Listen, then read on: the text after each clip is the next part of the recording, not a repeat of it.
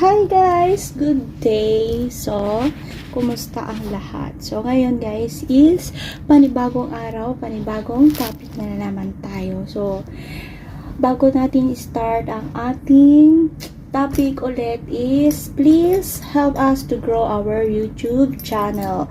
Tulungan nyo kami na maka-reach ng 200 subscriber. At please paki-follow na din po ang aming Facebook page at saka sa aming Instagram.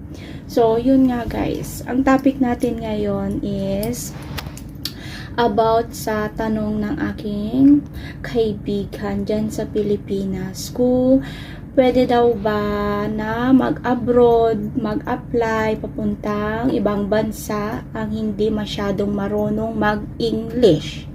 So, yan guys. Maraming makaka-relate nitong topic natin na to dahil halos hindi ko naman sinasabi na hindi tayo magaling sa pagsasalita ng English, pero halos lahat ng mga iba nating mga OFW na sa mga sabihin natin mga 30% ang mga kababayan natin na hindi talaga fluent mag-English, kahit sabihin natin na nasa ibang bansa na ng matagal. Minsan kasi meron tayong mga kababayan din na paisa-isa lang din ang pagsasalita. So, don't bash me. Baka i-bash nyo ko. Pero, yun kasi yung mga kung kakilala is hindi talaga din totally fluent mag-English. So, marami pa rin tayo mga kababayan na paisa-isa lang din yung English kagaya ko. So, yun nga guys, ang tanong sa akin ng kaibigan ko is pwede ba daw siyang mag-apply ng domestic helper dito sa bansang Hong Kong or sa ibang bansa.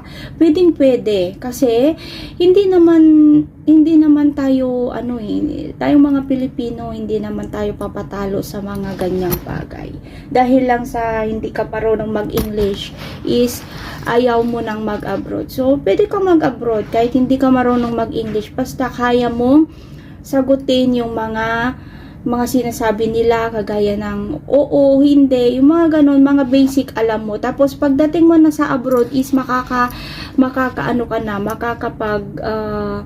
matututo ka na dahil doon mo na araw-araw magagamit kasi ang salitang English sa abroad, lalo na pag nandun ka sa bahay na ng amo mo.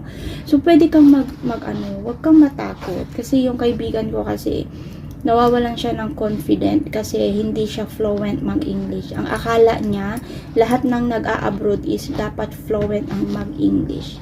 So, hindi po. Huwag niyo po akong i-bash, pero yun yung totoo.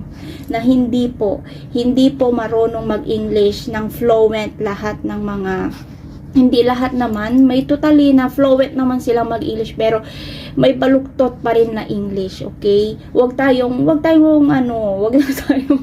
magbula-bulahan pa. Alam ng mga iba nating kababayan yan na marami pa rin ang hindi fluent mag-English, pero sinusubukan nila yung swerte nila abroad. So, hindi ka nag-iisa, yung mga naka-abroad na dyan.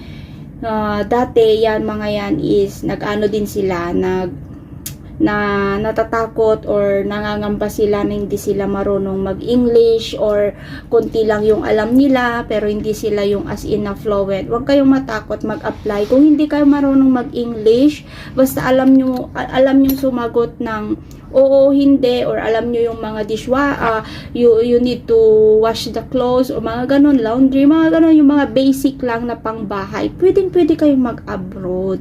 Huwag kayong matakot, kasi pagdating nyo talaga ng abroad guys, matututo kayo. Yan yung sinasabi ko lagi sa kaibigan ko, pero hanggang ngayon takot pa rin siya. Kasi hindi daw siya fluent. Paano daw kung magkasala daw siya? Paano daw kung magkasala siya tapos hindi niya alam i-explain? So, ngayon kasi guys is marami ng mga translator sa cellphone natin. Pwede nyong i-google, or pwede sa Google, Tagalog to English pwede. para mai-explain nyo yung side ninyo, para maipaliwanag nyo yung side ninyo, is pwede kayong mag-translator, gumamit ng translator dyan sa cellphone nyo. Or kaya mag-download kayo dyan sa apps ng cellphone nyo. Marami ng translator ngayon. Huwag kayong matakot. Kagaya ng amo ko, bakit siya nanguha ng Pinay na katulong? Hindi naman siya marunong mag-English. Yung amo ko lalaki, hindi din siya marunong mag-English. Yung mga bata lang ang marunong. Pero yung mga bata, hindi din sila fluent mag-English. Kumbaga, natuto na lang sila kasi dito sa bahay, lagi na kami nag-uusap ng mga bata sa English. So, natututo sila sa akin, natututo din ako minsan sa kanila. So, ganun lang yun. Yung amo ko is hindi din marunong mag-English, pero natuto na lang yung amo ko dahil sa translate na yan.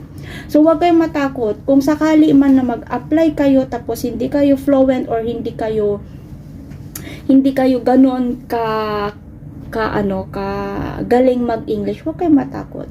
Ako lagi ko ina-encourage yung kaibigan ko na yun kasi syempre sa hirap ng buhay kailangan mag-isip ka din ng iba, diba? So, huwag kayong matakot. Kung hindi kayo marunong mag-English, walang yan, hindi yan tayong mga Pilipino, palaban tayo sa lahat ng bagay. Huwag kayong papadala dahil hindi kayo marunong mag-English, hindi na yung papatulan ang pag-abroad kung may opportunity naman, diba?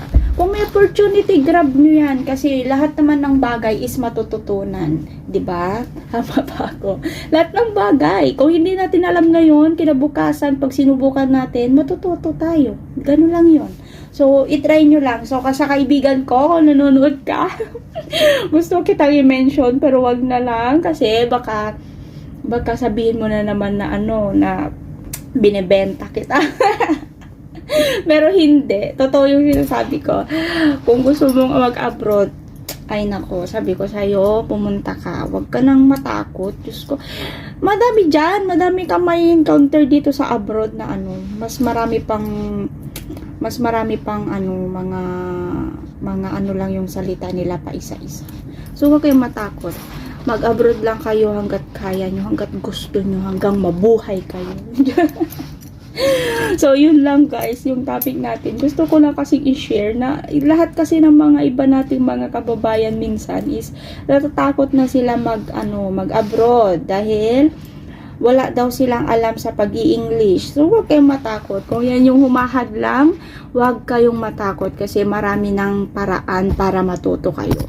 May translation sa cellphone, pwede na kayo mag-Google, pwede kayo mag-download. So, kung galit yung amo nyo, i-type nyo dyan sa Tagalog, i-type nyo lang dyan. Kung Ilocano yan, meron din. Kung Bisaya yan, meron din. I-translate nyo lang yan, tapos nakatranslate sa English, ipapabasa nyo lang sa amo nyo. Ganun lang yun. Kung ayaw nyo basa sa cellphone, then i-text nyo sa kanya. Okay? O text nyo sa kanya. I-send nyo sa cellphone niya para mabasa niya kung ano yung explanation nyo tungkol doon.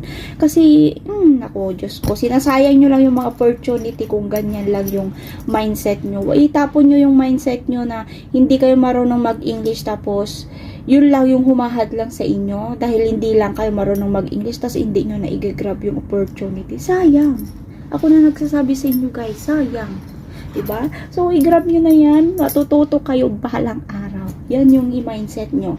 Huwag nyo nang i-mindset na hindi kayo marunong mag-English or kunti lang yung alam nyong mag-English. So, yun lang.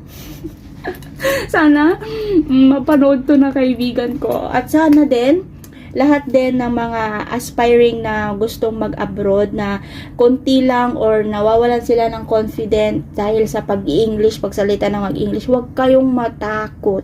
Huwag kayong matakot, huwag kayong maunahan ng ng takot nyo dahil hindi kayo marunong mag-English. Wag guys. Kung ako sa inyo, i-grab nyo, masusubukan nyo kung hanggat kailan yung kaya nyo. Wag nyong isipin na baka mapagalitan kayo or may magawa kayo, hindi nyo ma-explain din.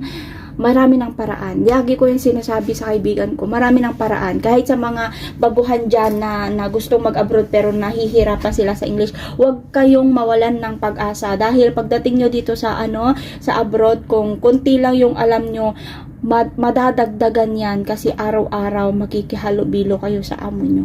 May matutunan kayo sa amo nyo, o kaya ikayo yung yung amo mo ang may matutunan din sa inyo na mga ibang lengwahe, okay?